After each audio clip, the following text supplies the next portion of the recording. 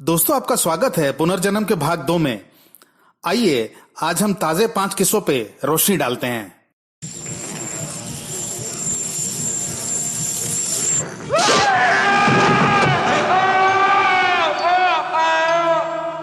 2015 में Golan Heights Jordan में एक 3 साल का लड़का था जिसके सर पे एक बर्थमार्क था, जिसके बारे में वो लोगों से ये कहता था कि ये उसके पिछले जन्म की चोट का निशान है, जिसकी वजह से उसकी मौत हो गई थी। इस केस को डॉक्टर अली देख रहे थे। वो उस लड़के को उस शहर में ले गए जहां वो पहले रहने की बात करता था। वहां पहुंचते ही उसे अपना और अपने कातिल दोनों का नाम याद आ गया। वहां के एक लोकल आदमी ने कहा कि ये लड़का जिस व्यक्ति के बारे में बात कह रहा है वो 4 साल पहले लापता हो चुका था। जिसके बाद वो लड़का सीधे अपने घर गया और उसके घर के बाहर कुछ लोग खड़े थे जिसमें उसका कातिल भी था। उसने उसे देखते ही कहा कि मैं तुम्हारा पड़ोसी था और एक लड़ाई के दौरान तुमने मुझे मार दिया। ये सुनकर उस आदमी का पसीना छूट गया। इसके बाद उस बच्चे ने कहा कि उसे यह भी पता है कि उसने उसकी लाश कहाँ दफनाई थी। इसके बाद वो बहुत से लोगों को लेकर उस जगह गया और खुदाई के बाद एक कंकाल निकला और उसने वो जगह भी दिखाई जहां उसने कुल्हाड़ी छुपा रखी थी। ये सब देख के उस आदमी ने अपनी गलती मान ली। कंकाल की खोपड़ी बिल्कुल वहीं से टूटी हुई थी जहां इस बच्चे के सर पे वो निशान था। मिस्टर एंड मिसेस पोलॉक 1957 में इंग्लैंड में रहते थे। दुख की बात यह थी कि उनकी लड़कियां 11 साल की जोएना और 5 साल की जैकलिन की कार एक्सीडेंट में मृत्यु हो गई थी और पोलॉक दंपत्ति बिल्कुल टूट से गए थे। इसके 1 साल बाद ही मिसेस पोलॉक जो प्रेग्नेंट थी, उन्होंने आइडेंटिकल ट्विंस गर्ल्स को जन्म दिया जिनका नाम रखा गया जिलियन और जेनिफर। भले ही ये दोनों आइडेंटिकल ट्विंस थीं, लेकिन इन दोनों के शरीर में अलग अलग बर्थमार्क्स थे। जेनिफर की कमर पे एक निशान था जो एग्जैक्टली वैसा ही था जैसा कि मरी हुई जैकलिन के कमर पे था, और उसके सर पे भी एक निशान था जैसा जैकलिन के था। जब ये जुड़वा बहनें 2 साल की थीं, तब वो अपने माता पिता से खिलौने मांगने लगीं जो उनकी मरी हुई बहनों के थे, जो उन्होंने पहले कभी नहीं देखे थे। जब पोलॉक परिवार वापस उस शहर में आया जहां उनकी लड़कियों का कार एक्सीडेंट हुआ था, तो इन दोनों जुड़वा बहनों को उस शहर का हर रास्ता पता था, जबकि वो वहां पहली बार आई थीं। ये जुड़वा बहनें चलती हुई कारों को देखकर डर जाती थीं और अपने पेरेंट्स से कहती थीं कि ये कार उन्हें लेने आ रही है। 5 से 6 साल की उम्र के बाद उन जुड़वा बहनों को ये सब कम याद रहने लगा और धीरे धीरे वो ये सब भूल गईं और एक आम जिंदगी जीने लगीं। डॉक्टर हेरोल्डसन ने नजी अल दनफ की केस स्टडी की थी। जब नजी 1.5 साल का था तो एक दिन उसने अपनी माँ से कहा कि वो छोटा नहीं है बल्कि बड़ा है और वो 2 पिस्तौल और 4 हैंड ग्रेनेड्स अपने साथ लेके चलता है। उसने ये भी कहा कि वो बहुत ही ताकतवर है और वो हैंड ग्रेनेड्स को ऑपरेट करना जानता है। उसके पास बहुत से हथियार हैं और उसके बच्चे बड़े बड़े हैं और वो उनसे मिलना चाहता है। नजी के पेरेंट्स हैरान रह गए कि इतनी सी उम्र में वो हैंड ग्रेनेड्स जैसे शब्द कैसे जान सकता है।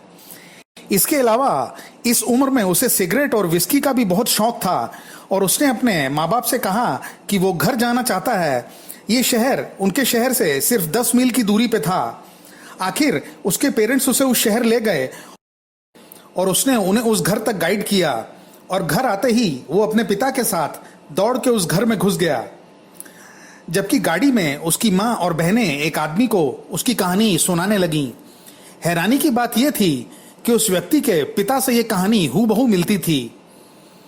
उसने नजी से घर के बारे में बहुत से सवाल किए जिनका उसने सटीक जवाब दिया और भी कई चीज़ें बताईं, और साथ में ही अपने पिछले जन्म में उसने उस घर में बहुत से हथियार भी छुपा रखे थे जिनका पता उसने उसे बताया। आखिर उसे एक फ़ोटो दिखाई गई जिसे देखते ही उसने कहा कि ये मैं ही हूँ, और ये भी कहा कि वो पहले बहुत बड़ा था लेकिन अब वो छोटा है। ये कहानी एक श्रीलंकाई लड़की पूर्णिमा एकनयाके की, जो जब से उसे बोलना आया वो अपने पेरेंट्स को यही बताती रही कि ये उसका पुनर्जन्म है। एक बार शहर के एक दूसरे हिस्से के एक मंदिर को टीवी पर देखकर उसने कहा कि ये उस मंदिर के आसपास ही रहती थी। जबकि वो कभी वहां गई ही नहीं थी। जैसे जैसे समय बीतता गया, स्थिति और भी विकट होती गई। उसने अपने माँ को बताया कि उसके दूसरे माँ बाप थे और उसकी मौत एक बस एक्सीडेंट में हुई थी। पूर्णिमा के शरीर पे बहुत से निशान थे जिसके बारे में वो कहती थी कि बस यहीं उसके ऊपर चढ़ी थी। एक दिन उसकी माँ इस बात से उदास थी कि उसका एक परिचित कार एक्सीडेंट में मारा गया था, तो पूर्णिमा ने अपनी माँ से कहा कि उस पर तो बस चढ़ गई थी, लेकिन वो फिर भी वापस आ गई। इसके बाद पूर्णिमा के माँ बाप को उसकी कहानी पे यकीन होने लगा और इसी समय आइसलैंड के एक प्रोफेसर ने पूर्णिमा का केस ले लिया। उसने प्रोफेसर को बताया कि वो एक अगरबत्ती की फैक्ट्री में काम करती थी और उस प्रोफेसर ने आखिर उस फैक्ट्री को ढूंढ लिया, लेकिन उसे पता चला कि वहां के मालिक का भाई बस एक्सीडेंट में मारा गया था। ये घटना पूर्णिमा के पैदा होने से 2 साल पहले की थी। प्रोफेसर पूर्णिमा और उसके पेरेंट्स को उस शहर ले आए और पूर्णिमा ने तुरंत ही उस शहर को पहचान लिया। पहले तो फैक्ट्री का मालिक इस बात को नहीं मान रहा था, लेकिन जब पूर्णिमा उसने उसे बहुत सी सीक्रेट बातें बताई और अपने बर्थ मार्क दिखाए जो एग्जैक्टली वहीं थे जहां उसके भाई के शरीर पर बस चढ़ी थी, तो उसे पूर्णिमा पर विश्वास हो गया। पैट्रिक क्रिस्टियनसन का जन्म 1991 में हुआ था और वो अपने माँ बाप की आंखों का तारा थे, क्योंकि 12 साल पहले उसका छोटा भाई चल बसा था। उसके भाई ने जब चलना शुरू किया था तो वो थोड़ा लंगड़ाता हुआ चलता था और उसके माथे पे एक सूजन भी आ गई थी। उस सूजन का इलाज कराने के दौरान डॉक्टर्स ने पाया कि उसे कैंसर है और उसे कीमोथेरेपी दी गई। इस वजह से उसके माथे और हाथों पे निशान पड़ गए और थोड़े दिनों बाद ही उसकी मृत्यु भी हो गई। पैट्रिक भी जब बड़ा हुआ और चलने लगा तो उसने भी लंगड़ाना शुरू कर दिया। उसके पेरेंट्स उसे डॉक्टर के पास ले गए, लेकिन वो बिल्कुल ठीक था। कुछ समय बाद जब वो बोलने लायक हो गया तो उसने अपने माँ बाप से कहा कि वो उस संतरे रंग के घर में रहने कब चाहेंगे। ये घर वही था जहां उसके भाई की सालों पहले कैंसर से मौत हुई थी। और हैरानी की बात यह है कि पैट्रिक कभी भी उस घर में नहीं गया था।